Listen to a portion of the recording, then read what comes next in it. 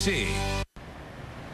6:18 on this Thanksgiving morning. Welcome back, everyone. I'm News 10's Christina Arangio. Time to check in with Chief Meteorologist Steve Caparizzo, who has this week's holiday Pet Connection Extra. Here's Steve.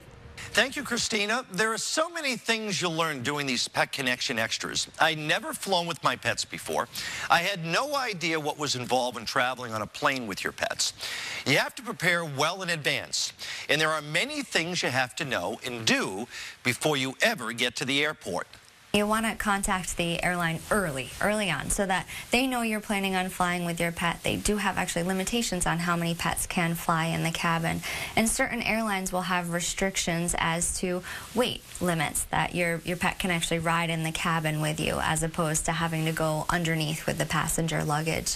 Before you can even think about taking your pet, you have to have a checkup, a physical exam. You just can't walk onto a plane and say, hey, Charlie's going on a ride with me. Exactly. So if you're flying within the country, you need an interstate health certificate. That's something that your accredited veterinarian can provide. Usually within 30 days of travel, they have to have a physical exam and be cleared safe. International, it varies from country to country. A lot of countries will have stricter regulations where they have to be seen 10 days in advance, have to have certain medications applied by the veterinarian before they go. Keep in mind, you also need the right carriers. So you want to make sure that it's approved by the International Airline Transportation Association. And that crate is deemed safe to travel with the pet. It fits underneath the passenger seat, and your pet, of course, has to comfortably be able to move around in the crate. We want to make sure that all of your information is current, and there should also be a sign on the crate that says live animal.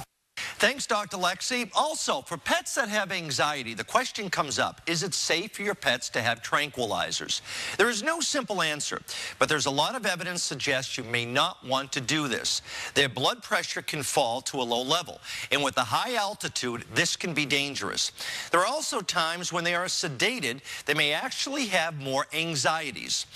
Always consult with your veterinarian. Back to you, Christina. Great.